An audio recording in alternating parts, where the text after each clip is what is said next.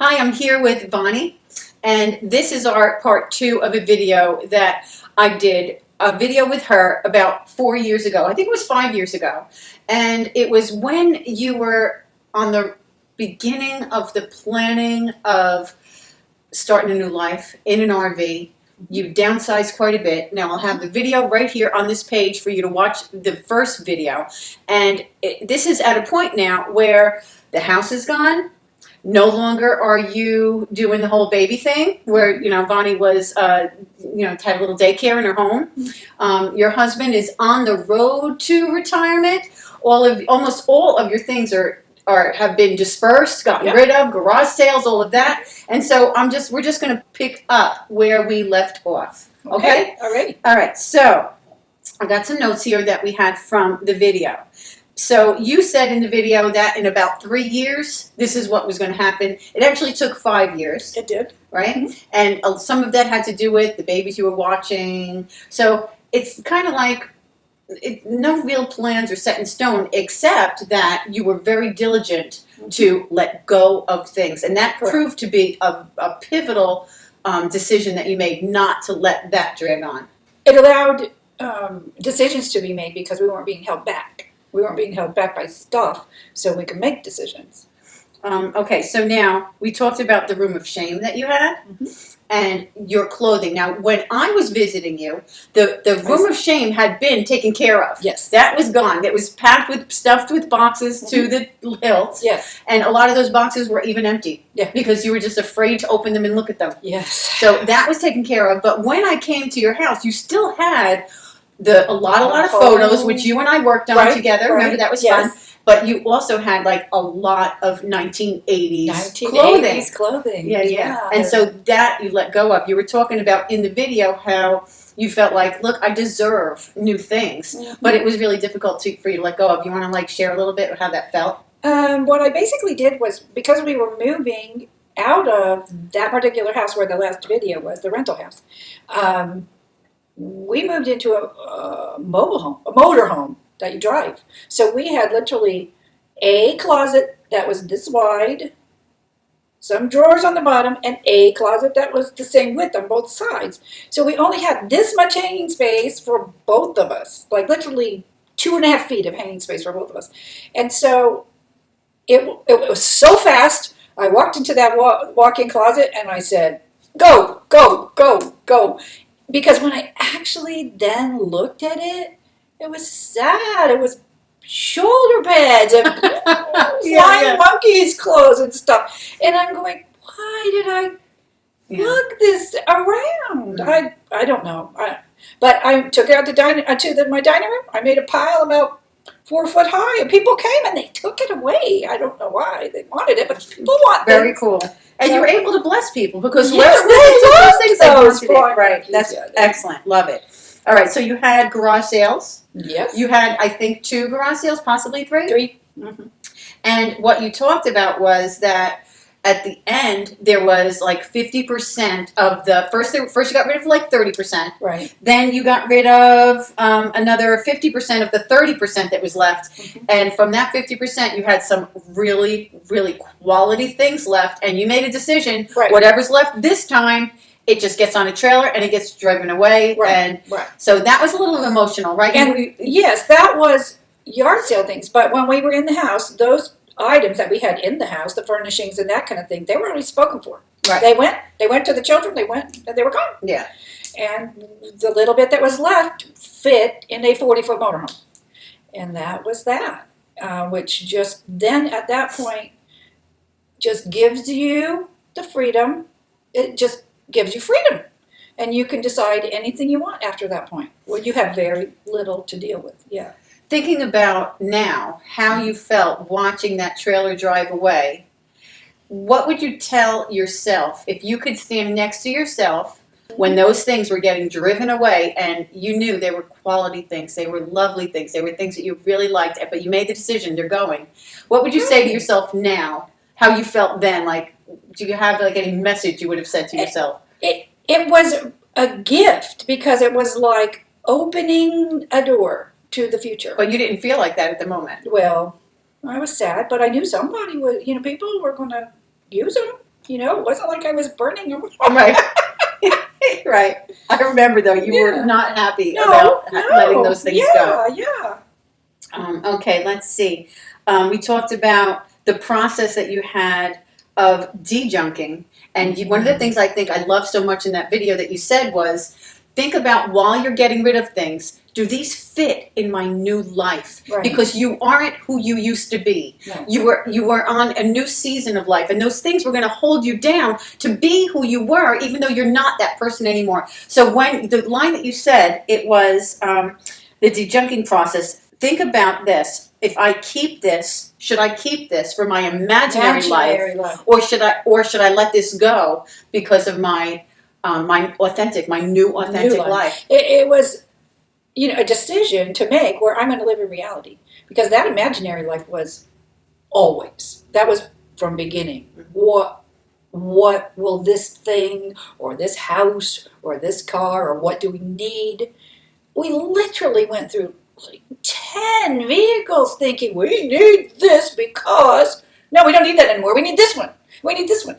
Which, it costs you so much money. You realize you've wasted because you thought you needed it for a reason that wasn't valid. Mm-hmm. It wasn't a valid reason. Right, because one of the things that, like your grandchildren, yeah. Oh, I need to have a house that's this side, so that when my grandkids come, we can have these sleepovers. So we're living our lives based on like maybe 15 days out of the year. Yes. And paying for all of this extra. So now you're in the place now. Yes. You're in the space now that we were talking about you would eventually get to. Yeah. And so how does it feel?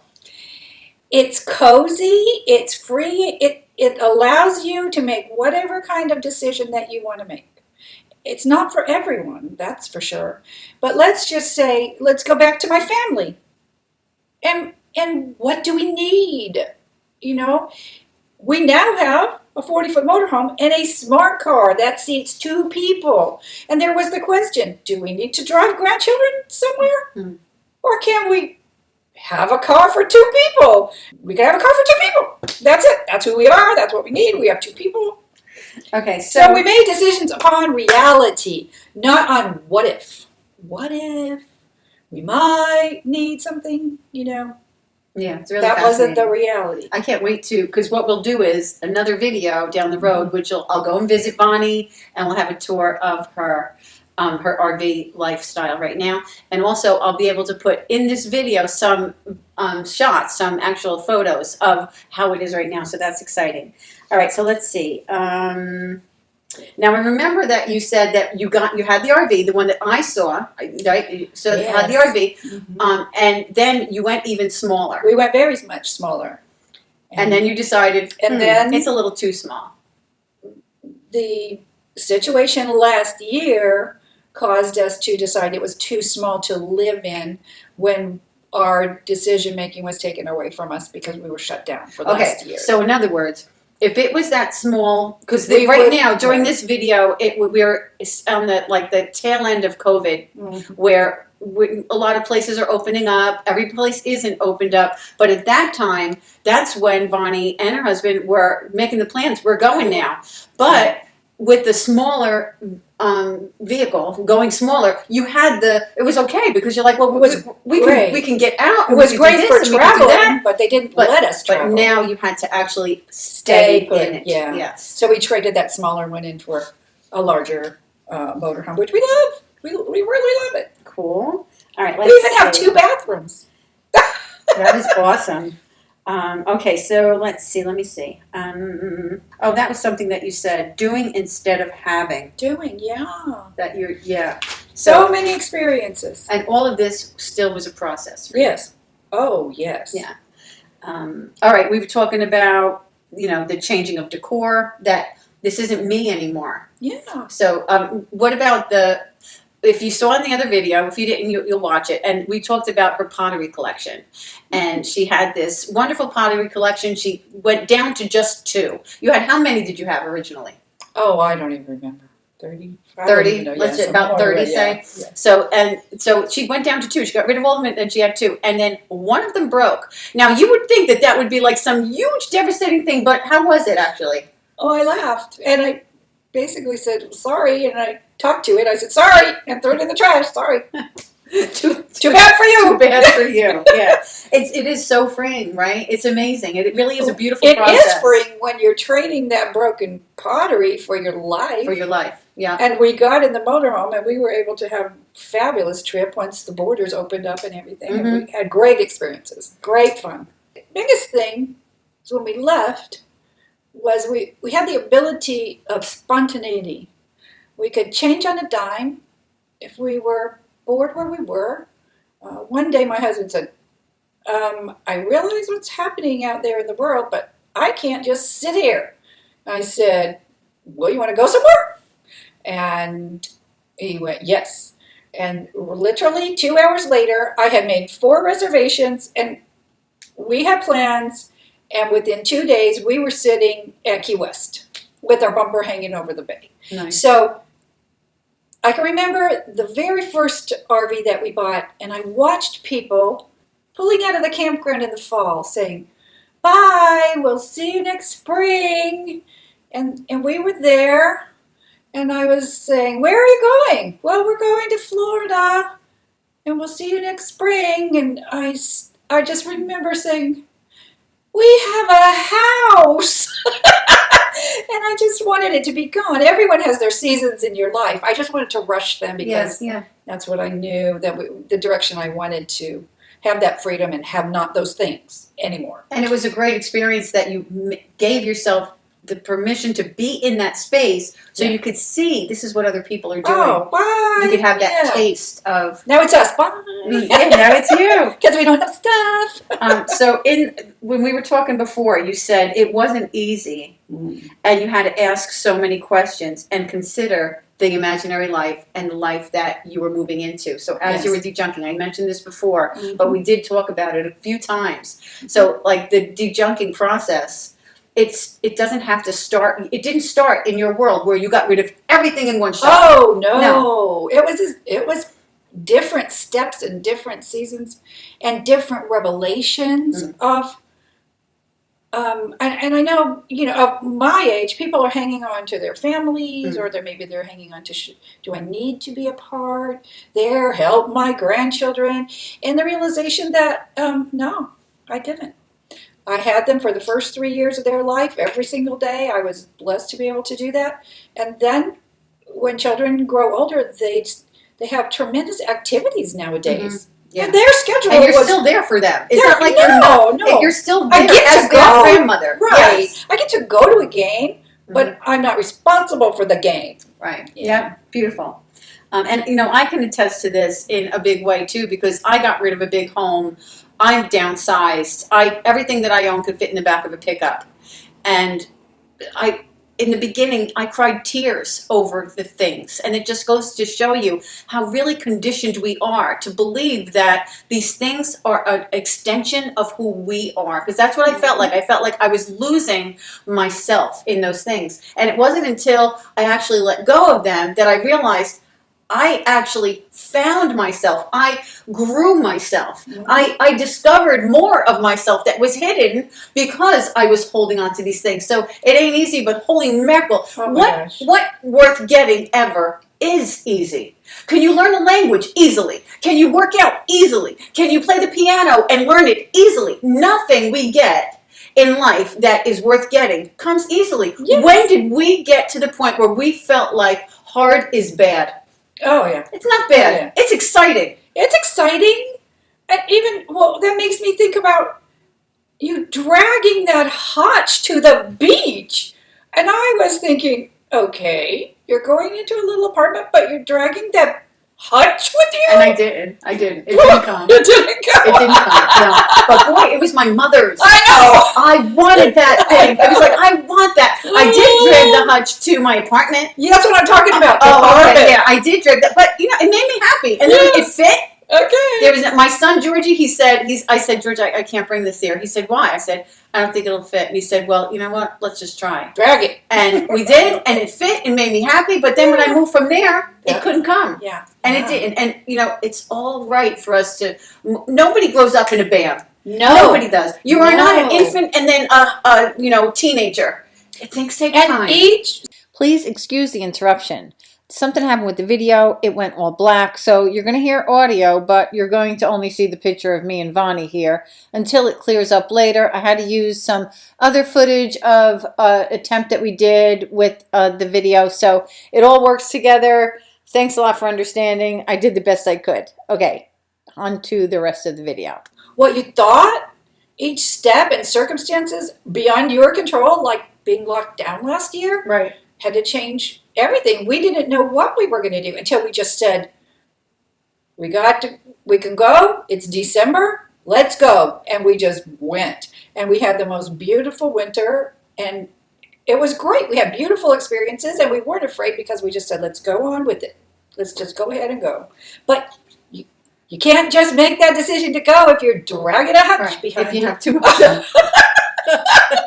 Yep, you're absolutely right. Okay, let's see.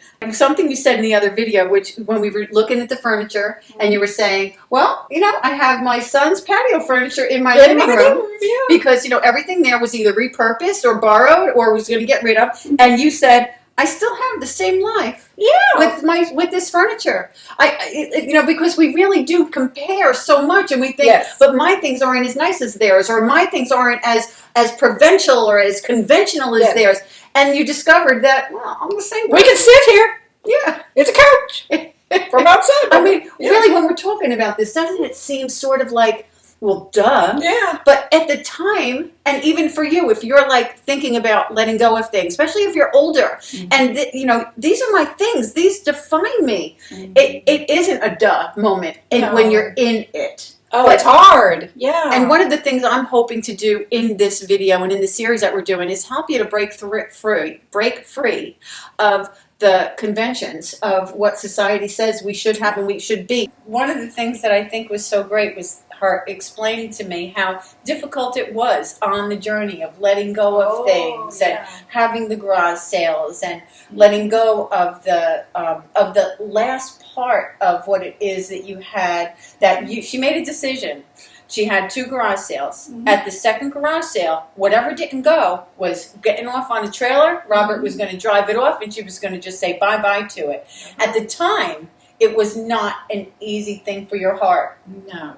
It's a question that I had to continue to ask because in the very beginning of the process, which is way back in 2007, I can remember, okay, we're buying this motorhome or we're buying this RV, which we now are on our 5th RV because of changing and what we thought our needs were going to be, what they didn't end up being. But I can remember being at the campground and the people leaving in the end of October and saying bye-bye. We'll see you in the spring. And I'm like, where are you going? And they said, we're going to Florida.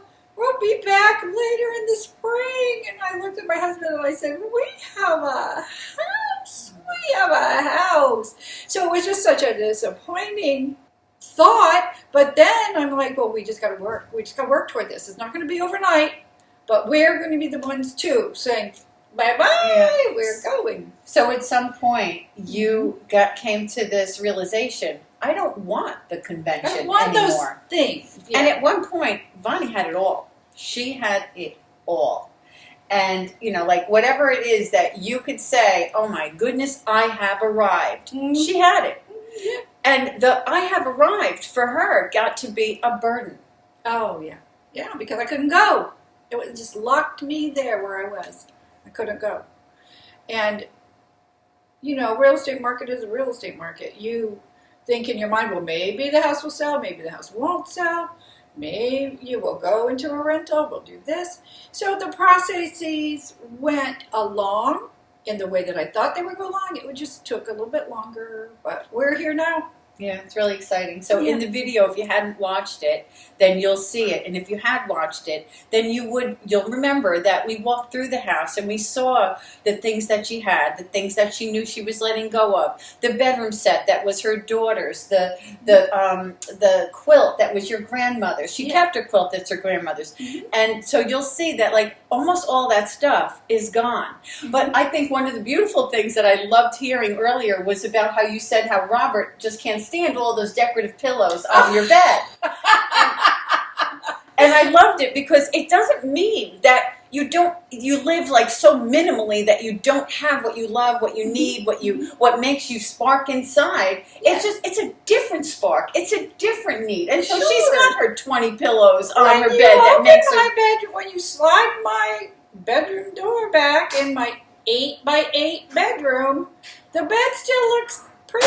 It's still the same. It's still lots of pillows. And my husband is like, yeah, fine, you're in charge of the pillows. But it's the same.